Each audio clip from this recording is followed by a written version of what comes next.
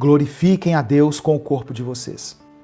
E uma outra passagem que eu quero mencionar, 2 Coríntios capítulo 5, versículo 1. Sabemos que, se for destruída a temporária habitação terrena em que vivemos, ou seja, o nosso corpo, temos da parte de Deus um edifício, uma casa eterna no céu, não construída por mãos humanas. O nosso corpo é temporário, o nosso corpo vai passar, o nosso vigor irá desaparecer. Hoje eu estava lendo Salmos 90, que diz assim, versículo 12, Senhor, nos ensina a contar os nossos dias com sabedoria para que alcancemos corações sábios. Salmos 90 é um salmo que é atribuído a Moisés, a sua autoria, e Moisés fala, ele dá uma aula ali, depois você lê Salmos 90 todo, ele dá uma aula ali sobre a brevidade da vida, dizendo que nós vivemos até os 70 anos, se nós tivermos uma robustez, um vigor, nós ainda conseguimos chegar aos 80, e hoje a medicina, a ciência nos proporciona até mais do que isso. Mas o fato é que um dia a nossa vida acaba. O nosso corpo, ele não é eterno, ele tem uma finitude, ele tem um fim. Mas Paulo diz aqui em 2 Coríntios capítulo 5 que nós teremos uma casa eterna no céu e que ela não foi construída por mãos humanas. O próprio Deus tem preparado para nós uma habitação. Jesus disse que iria para o Pai para nos preparar morada. Então, haverá uma habitação que não é corruptível, mas que é incorruptível, a qual eu e você vamos habitar para sempre com o nosso Pai. Então, o templo aqui, dentro daquilo que o Senhor ministrou ao meu coração, o templo que Jesus ficou indignado porque estava corrompido, primeiramente ele representa a nossa própria vida, o nosso próprio corpo, que nós usamos muitas vezes para o mal, para dar lugar às nossas paixões, e o que Deus quer de nós é santidade. E a segunda coisa que o corpo, ou melhor, que o templo representa é a igreja. O coletivo do corpo de Cristo, a noiva de Cristo. Em 1 Coríntios capítulo 3, depois você dá pause e vai anotando esses versículos aí, assiste de novo se precisar, mas guarde essas passagens.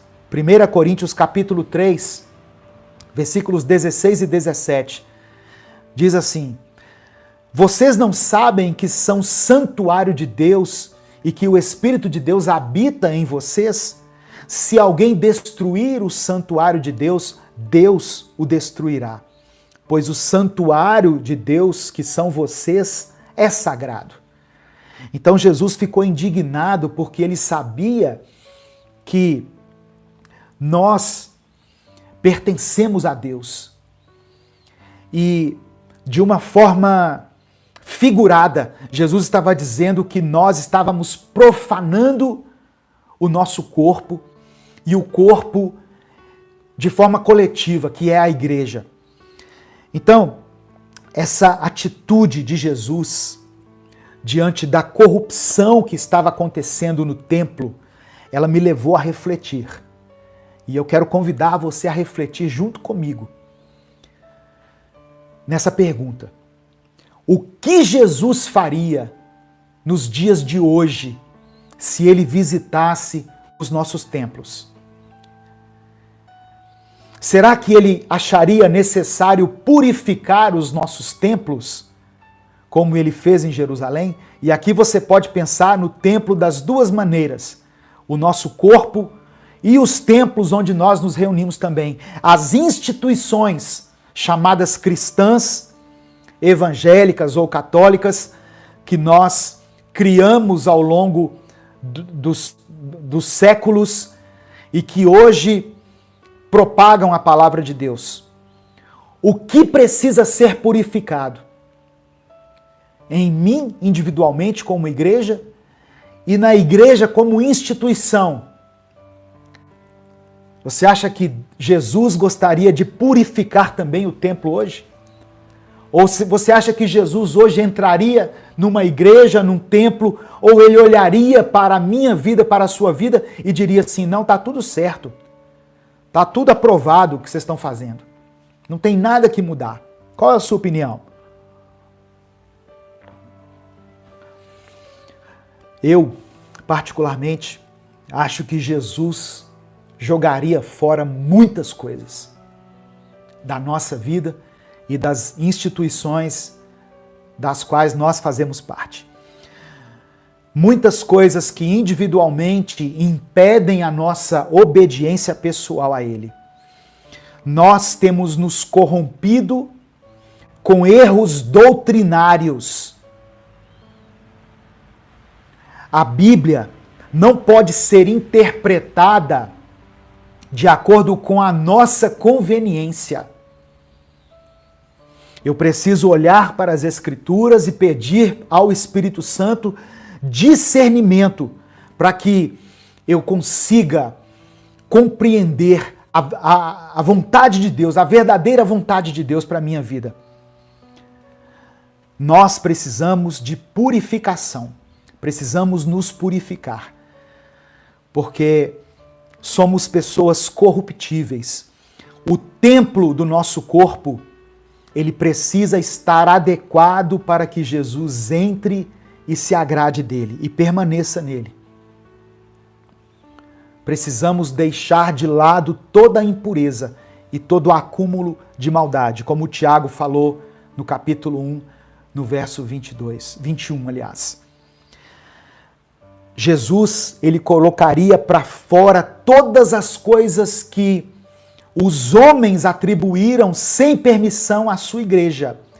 Muitas igrejas, irmãos, eu não quero falar especificamente de nenhuma aqui em particular, mas a maioria das igrejas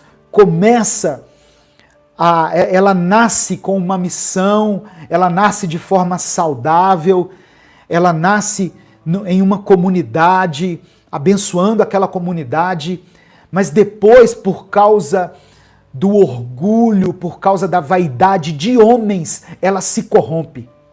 As pessoas começam a colocar nela doutrinas, ensinamentos que não estão contidos na palavra. Por isso que a igreja precisa de purificação. E assim também, numa proporção menor, somos eu e você. Quando nós chegamos à igreja, quando nós temos o nosso encontro com Jesus, nós recebemos a palavra de bom grado e nós damos o nosso melhor, ficamos apaixonados pelo Evangelho e não medimos esforços para ir ao culto, para servir a Deus, honramos a Deus com as nossas finanças, né? Entendemos que a obra do Senhor precisa de contribuição, mas aos poucos nós vamos permitindo que as nossas ideias particulares, os nossos achismos comecem a nos afastar do corpo de Cristo, comecem a nos afastar da igreja. E antes, aqueles que eram apaixonados pela obra, que não mediam esforços, que abraçavam todas as propostas de uma maneira assim, muito apaixonada mesmo, né? Eu não achei a palavra aqui, que se mostravam dispostos a fazer aquilo que era proposto, começam a questionar tudo e aos poucos vão esfriando, o olhar passa a ser um olhar de crítica e não um olhar de admiração sobre os homens e mulheres de Deus. Então Jesus, ele viu uma necessidade, quando ele entrou no templo, ele viu que era necessário purificar o templo. Por isso Jesus expulsou aquelas pessoas dali, derrubou as mesas. Não era errado trocar dinheiro, Não era esse o pecado. Eu quero que você entenda isso. Não era isso, não era disso que Jesus estava falando. Todos nós hoje precisamos de dinheiro. Dinheiro para pagar uma conta, dinheiro para sobreviver. Esse microfone custa dinheiro, os celulares que eu estou transmitindo custam dinheiro. Se você se reúne numa igreja física, ela paga o aluguel, ou ela paga IPTU, ou ela paga a construção em si que foi edificada ali. Não era errado também vender animais, naquele momento ali, era o que eles usavam para fazer o sacrifício, mas o que era errado era que a função essencial do templo passou a ser isso. A função essencial, a prioridade daquele templo passou a ser o dinheiro. Não era mais a adoração a Deus. E hoje, infelizmente, eu percebo isso. Em muitas igrejas acontece tanta programação, tantos eventos, coisas boas até, só que a igreja perdeu o seu foco. O Tiago falou que a verdadeira religião é cuidar das viúvas e dos necessitados. Infelizmente, muitas igrejas hoje, elas têm como foco o dinheiro.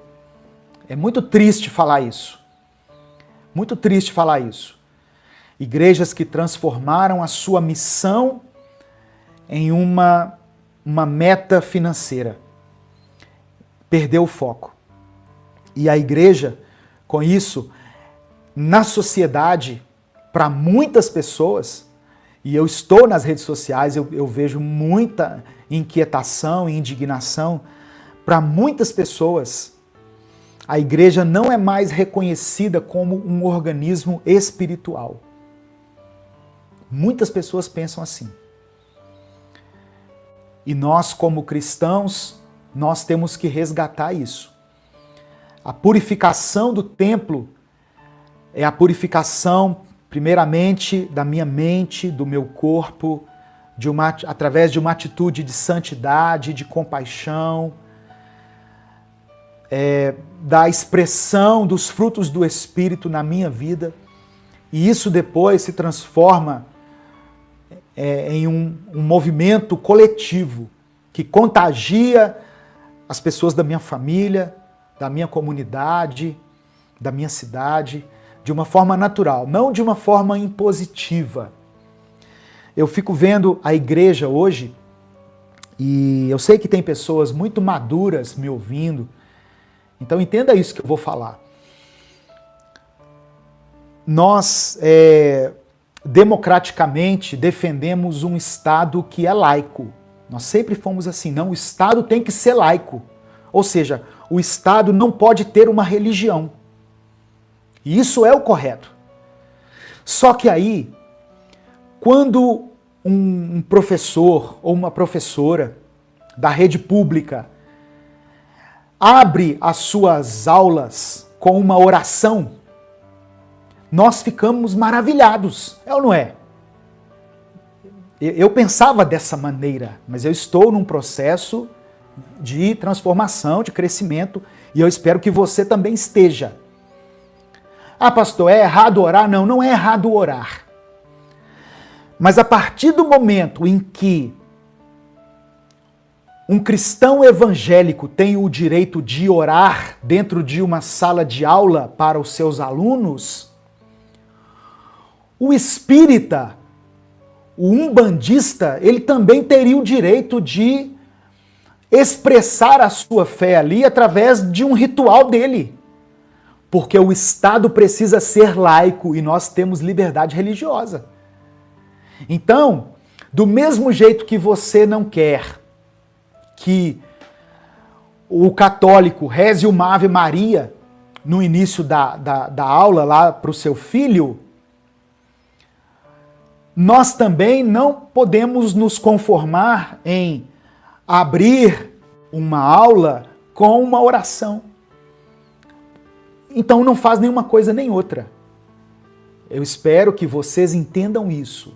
No nome de Jesus, Eu sei que essa mensagem alcança muitas pessoas, mas se é um Estado laico, então eu não posso dar preferência para a igreja A ou a igreja B. Muitas vezes nós não fazemos evangelismo, nós fazemos proselitismo. Nós queremos impor a nossa religião goela abaixo das pessoas.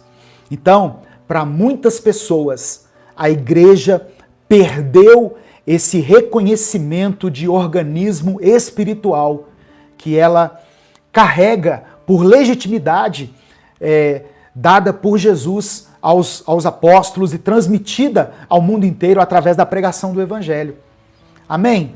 Mas eu quero que você dê a sua opinião também. Mas você pode me refutar, mas argumente de uma forma coesa aí, de uma forma bem embasada, tá bom?